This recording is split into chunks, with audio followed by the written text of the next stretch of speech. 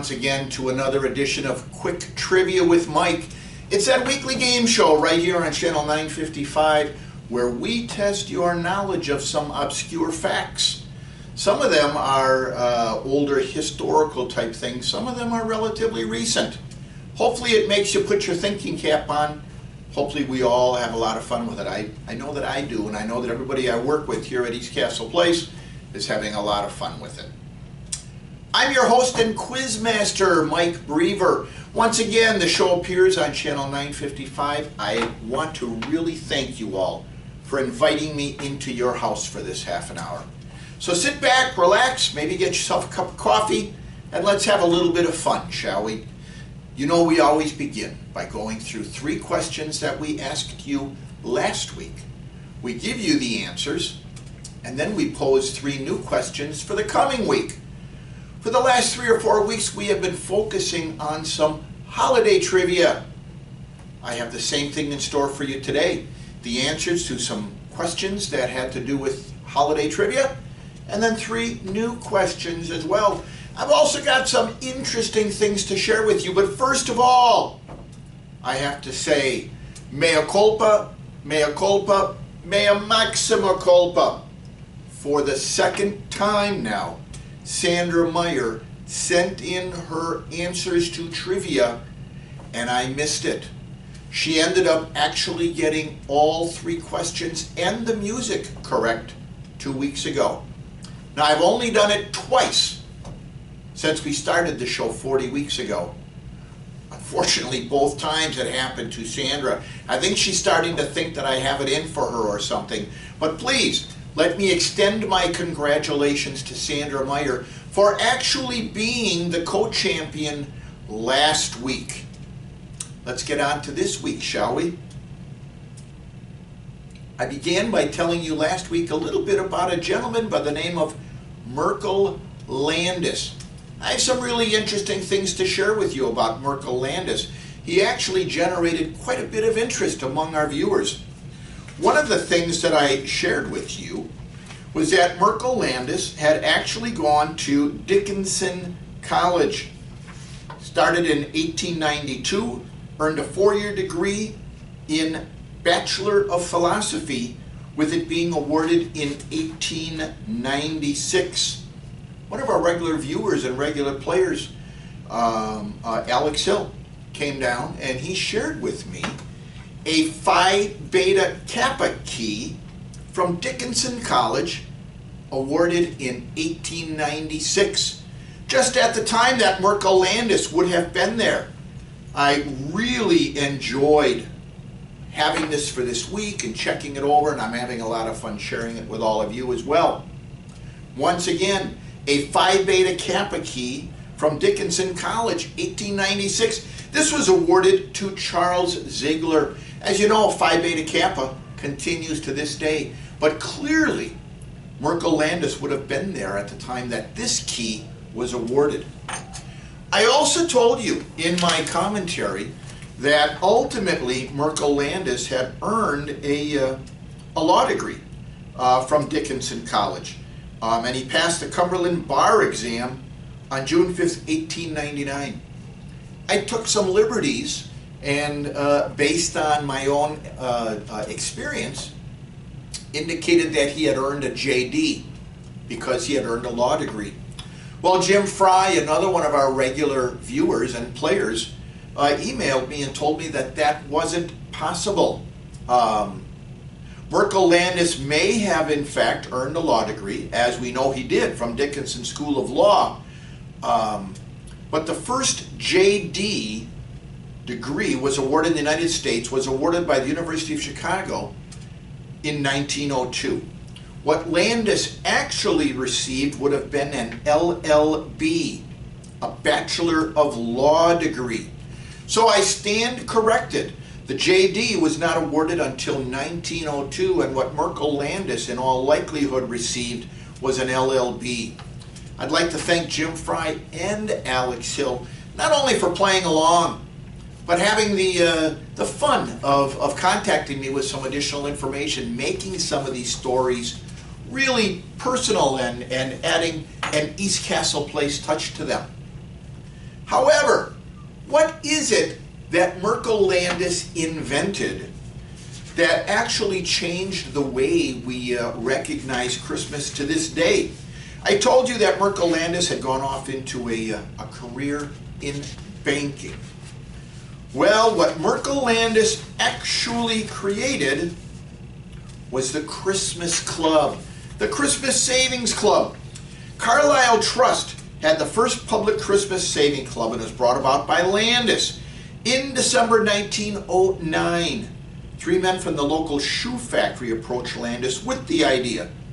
They asked if they could open a joint account under their names with the idea of making a growing account of small deposits from each of their weekly paychecks to be saved in a special account. Landis, as the bank treasurer, set up an account where they collected money from the fellow workers and deposited 1 cent each week, adding a cent each deposit for the next 50 weeks, with the weekly deposit amount being 50 cents in December. They were then going to withdraw the total amount collected over the previous 12 months and distribute proportionally among them in the first part of December so that they would have some funds for their Christmas shopping.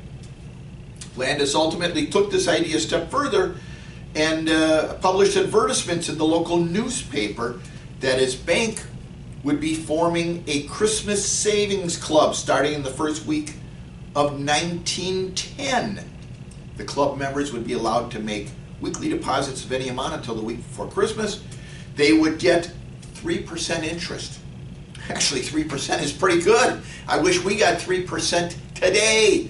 We're not getting anywhere near that amount of money. So there you have it. Landis, the treasurer of Carlyle Trust Company, originated the world's first Christmas savings club. I know when I was younger I had one. My wife and I still actually set money aside every paycheck that we draw out for Christmas. It's not formally known as a Christmas club. She and I just have a special savings account that we use. Maybe many of you do yet too. But that is Merkel Landis' contribution to Christmas, the Christmas Savings Club. We then moved on to Theodore Roosevelt. We talked a great deal about his history, the fact that he was a former president of the United States, lived from 1858 to 1919, great outdoorsman, a hunter, a fisherman. His face is actually on Mount Rushmore. Many people consider him one of the 5 greatest presidents of all time. He was actually the 25th Vice President of the United States. He was the 33rd Governor of New York, as well as being a President of the United States. And as President of the United States, he was the 26th President. I told you that something about Teddy Roosevelt has become a staple of Christmas ever since as well. I asked you what that was. The answer, of course, the teddy bear. Theodore Roosevelt was commonly called Teddy, and the teddy bear got its name from President Theodore Roosevelt.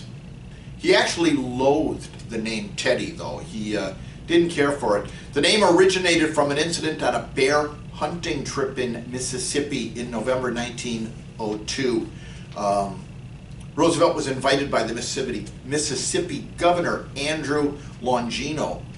There were several hunters competing that day. Most of them had already killed an animal, and Teddy Roosevelt had not. Kind of a joke and also kind of a way to help Teddy.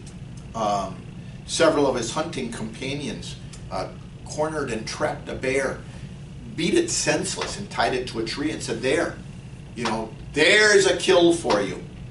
Roosevelt actually absolutely refused. He said it was not sporting to have done this, and he wouldn't take part of it. Story of this got out, and cartoons of Teddy and the bear started making its way through newspapers. A 1902 political cartoon in the Washington Post spawned the teddy bear name. He did, however, say to his hunting companions that it was the just thing to do to put the poor bear out of its misery. So, you know, the hunters did in fact do that. But that's where the name teddy bear comes from. As you know, teddy bears to this day are a gift that children love to receive. So Teddy Roosevelt, what came to Christmas as a result of him was the teddy bear. Our third question from last week, we talked extensively to you about the Christmas story from the Bible, specifically the nativity scene. We asked you, how many wise men were there according to the Gospels? We all know that in every manger scene you see today, there are 3 wise men, sometimes called 3 kings. Well, the birth of Jesus really is, the nativity scene is actually referenced in the Gospels of Matthew and Luke. Luke's narrative describes an angel announcing the birth of Jesus to shepherds who then visit the humble site where Jesus is found laying in a manger, a trough for cattle to feed.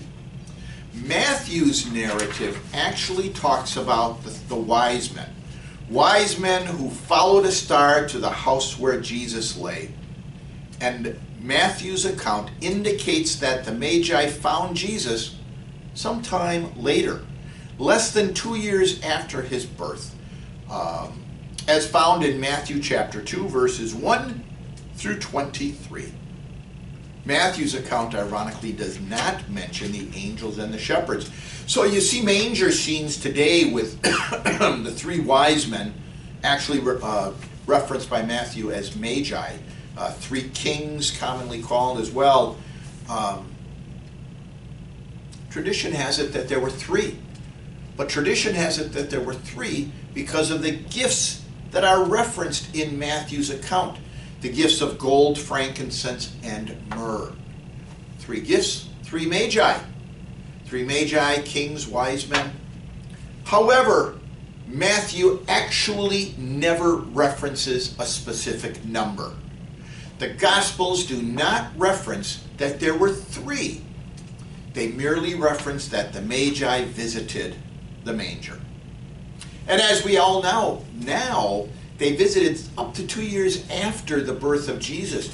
So when you see manger scenes today, the 3 wise men that are in there really are a continuation of the Christmas story. But according to the Gospels, they were not at the manger at the time or subsequent to Jesus' birth. They came along years later. So there you have it. There is no reference to a specific number of magi, kings, wise men. And that was the answer to question number 3. Based on question number 3, all 3 questions, we had, let me see, we had 2 winners. 2 individuals got all 3 questions correct. Jim Fry and Alex Hill. Both of them correctly identified that there is no set number of wise men that are given, that the teddy bear was the Theodore Roosevelt contribution, and a Christmas Savings Club from Merkel Landis. How do we now determine who the actual winner is? Well, if you listened at the beginning of the program today, we had some bumper music. We did not identify it. We ask you to do so. If you did not listen at the beginning of the show, I asked you to listen at the end. We play another snippet from the very same song. He or she who can identify that bumper music has won the tiebreaker. So we have Jim Fry and Alex Hill, who both had all 3 questions correct. Which one of them identified the music from last week? Both of them. We have a tie. Jim and Alex, welcome back to the winner's circle. You are the quick trivia champions for the week. The music last week, Baby It's Cold Outside, a very, very popular song that comes around at the holidays. It was written by Frank lesser in 1944 and introduced to the public in the 1949 film Neptune's Daughter. While the lyrics make no mention of the holiday, it is popularly thought of as a Christmas song owing to the winter theme. During the 1940s, whenever Hollywood celebrities with vocal talents attended parties, they were expected to perform songs. In 1944, Lesser wrote Baby It's Cold Outside to sing with his wife Lynn Garland at their housewarming party in New York City at the Navarro Hotel. They sang the song to indicate to guests that it was time to leave. Ultimately, the song ended up getting sold to MGM for the 1949 romantic comedy Neptune's Daughter. There you have it. Again, I hope you paid attention at the beginning of the show. If you didn't, listen closely at the end. That bumper music is going to be the tiebreaker that will help you enter the winner's circle next week.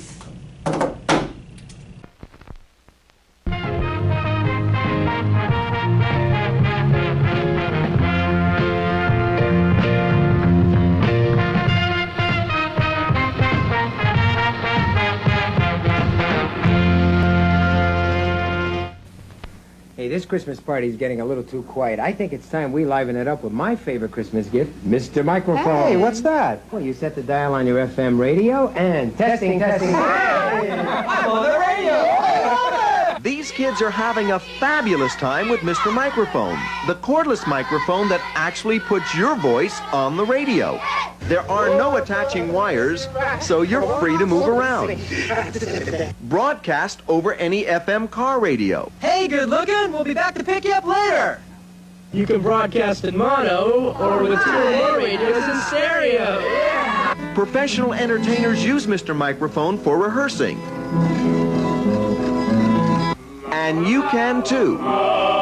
It's practical and great fun for the whole family. And for only $12.88, they really make great Christmas gifts. The perfect Christmas gift at Walgreens, Woolworth, Woolco, Osco, Venture, Weebolts, Montgomery Ward.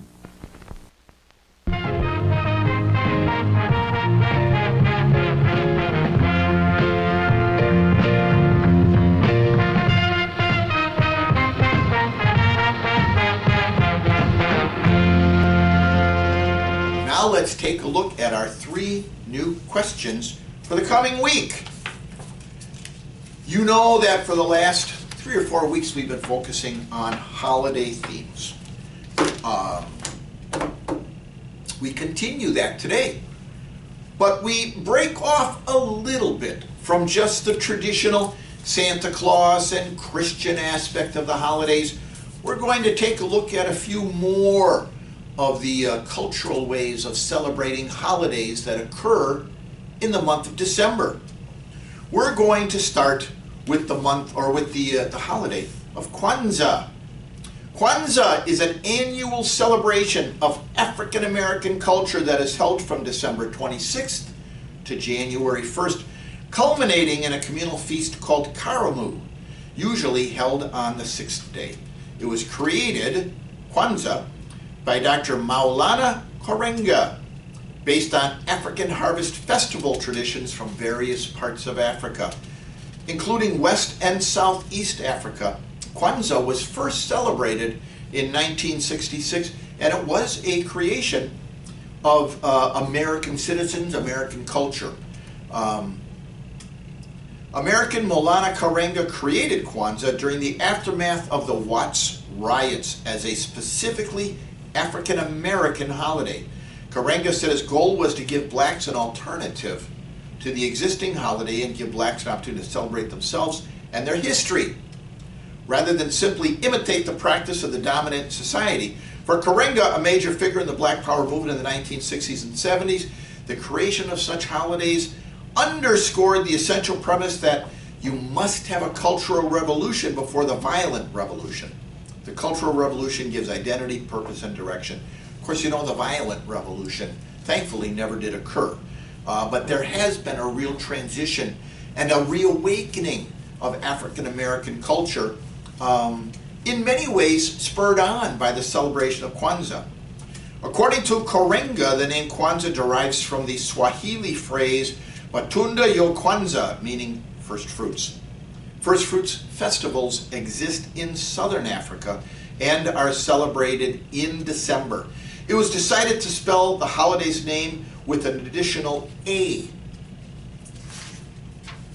so that it would have a symbolic 7 letters. The number 7 is very symbolic in Kwanzaa lore. During the early years of Kwanzaa, Karenga said it was meant to be an alternative to Christmas.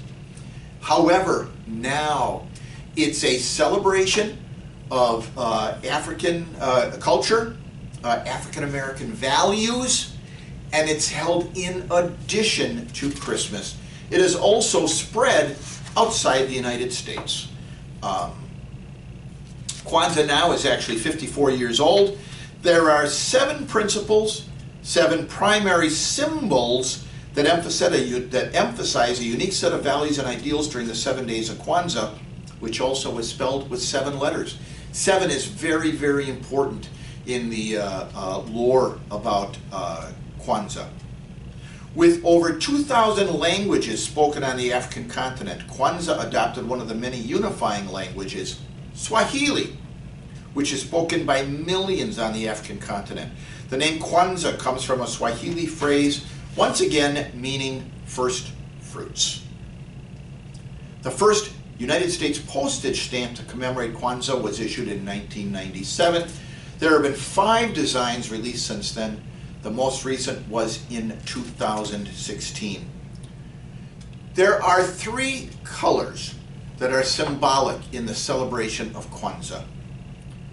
My question to you, what are the 3 colors that are symbolic in the celebration of Kwanzaa? And what do those 3 colors symbolize? The 3 colors of Kwanzaa, and what do they symbolize? Question number 1 for the new week. Question number 2.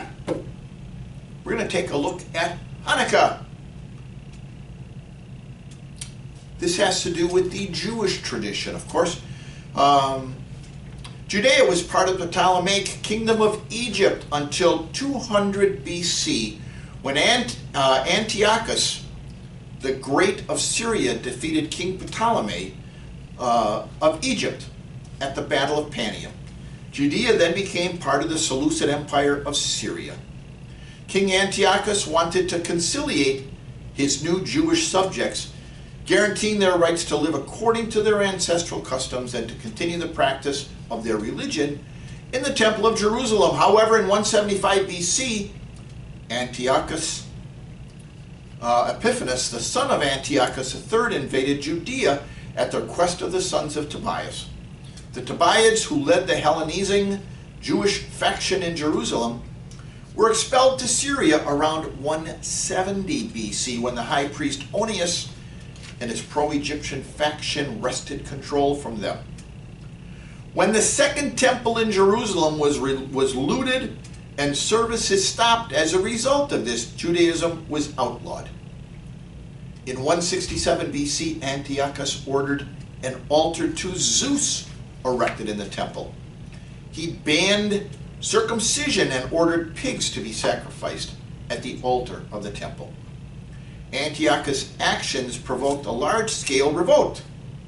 Matthias, a Jewish priest, and his 5 sons, Yochanan, Simeon, Eleazar, Jonathan, and Judah, led a rebellion against Antiochus. It started with Matthias killing first a Jew who wanted to comply with Antiochus' orders to sacrifice to Zeus, and then a Greek official who was to enforce the government's behest. Judah became known as Judah the Hammer. By 166 BC, Matthias had died and Judah took his place as leader. By 164 BC, the Jewish revolt against the Seleucid monarchy was successful. The temple was liberated and rededicated. The festival of Hanukkah was instituted to celebrate this event. Judah ordered the temple to be cleansed, a new altar to be built in place of the polluted one, and new holy vessels to be made.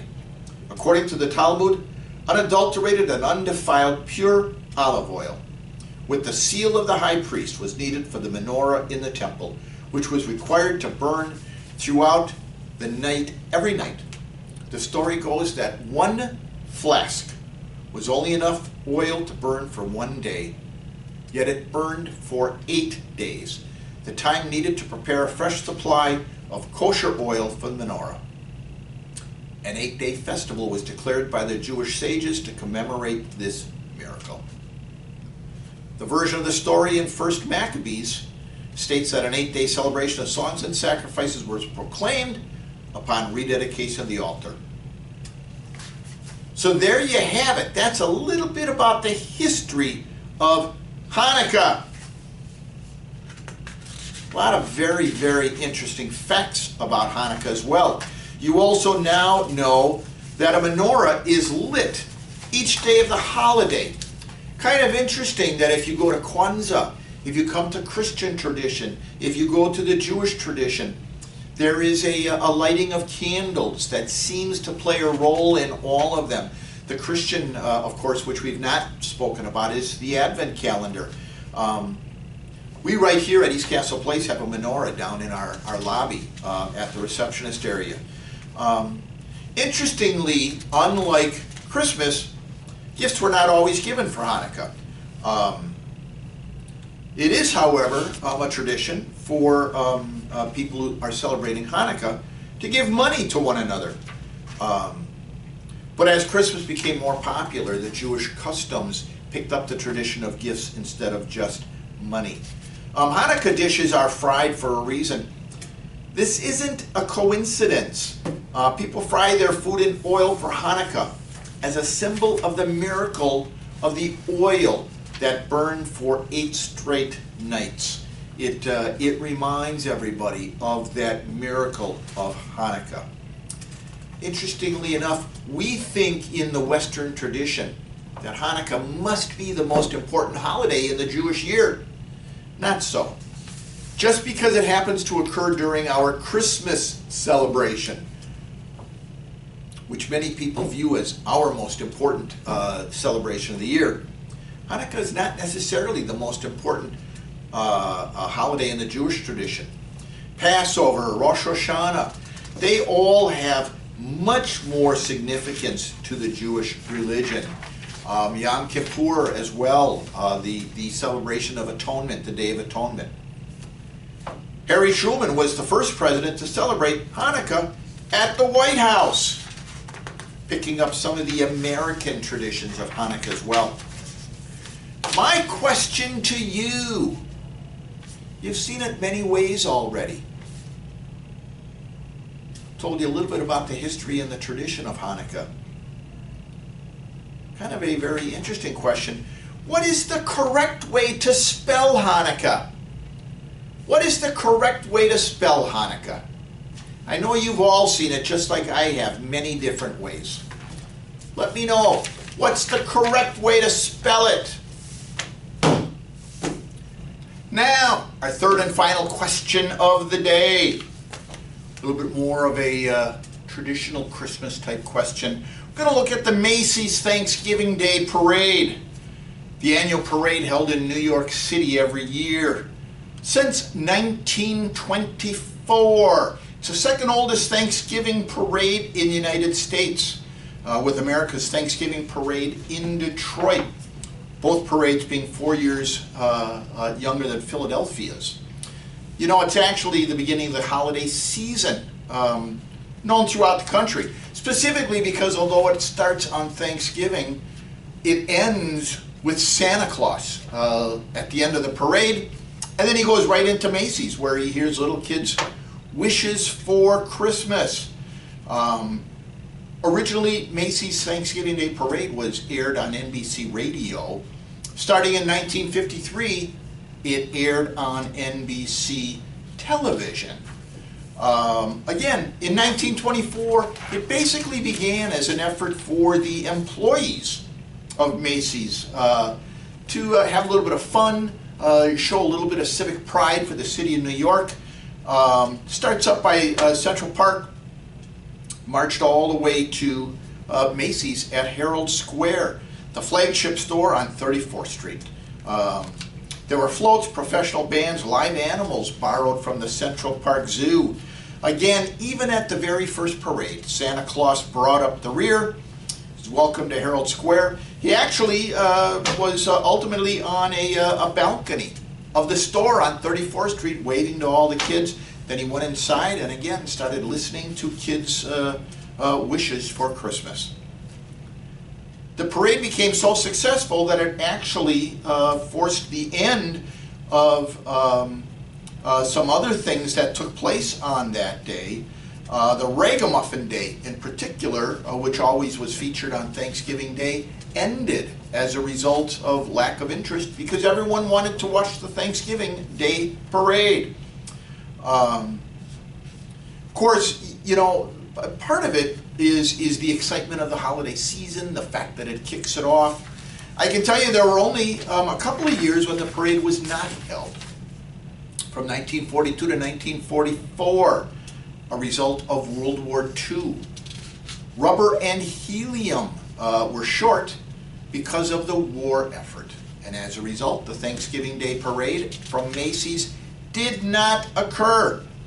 It really gained national exposure with the release of a movie, which we talked about several weeks ago, in 1947, Miracle on 34th Street. That really brought the Macy's Thanksgiving Day Parade into the public view. The coldest that the parade ever was in 2018. 19 degrees Fahrenheit was the coldest it ever was. Now, of course, if you watch it, it really showcases a lot of Broadway programs that are going on at the time, a lot of musical things, a lot of Hollywood stars, musical entertainers. They're all part of the parade now. But those balloons really are what people come to the parade to see. It really makes it festive. And as we've said, it now kicks off the Christmas holiday. Not only in New York, but now nationwide. I know at our house it was a family tradition. Get up at 8 o'clock, watch until 11. Maybe a football game came on after that. With my kids, though, when they were younger, we also started to watch Mouse on the Mayflower, this cartoon program from the 1970s. That was always a holiday tradition at our house as well. Right from the parade to Mouse on the Mayflower and on to football. And of course, eating. And of course, people started to really focus on the Christmas holiday at that time. Our decorations at our house go up Thanksgiving weekend and things like that. My question to you, now that you've heard a little bit about the Thanksgiving Day Parade, which actually is a Christmas parade. When was the first Christmas parade in Milwaukee? When was the first Christmas parade in Milwaukee? That's my question to you. You know how to get the answers to me. All you have to do is email me at mbereaver@eastcastleplace.com. Sandra Meyer, if you're watching, I promise I'll get them this week. You could also call me at 963-8425. You could write down your answers on a sheet of paper, leave them behind the reception desk in my mailbox, or slide them under my office door. I promise I'll get them. Maybe you will be in the winner's circle next week. Listen closely to the bumper music as we end. That might be the tiebreaker that propels you to the heights of being the weekly champion. I'd like to thank the management of ECTV, specifically our executive director, Tyler Gudex, our executive producer, Laura Wengler, my producer and cameraman, Scott McFerrin, and of course, my artistic director, Cooper Ledvin. Now, again, if there's anything you like about the show, you probably owe it to Scott and Cooper. Their fingerprints are all over this production, and I'm extremely grateful to them. I'm your host and quizmaster, Mike Brever. Until next week, I ask you all to please be safe, be smart, and be patient. We will all be together again soon enough to enjoy that wonderful East Castle Place hospitality. So long, everybody.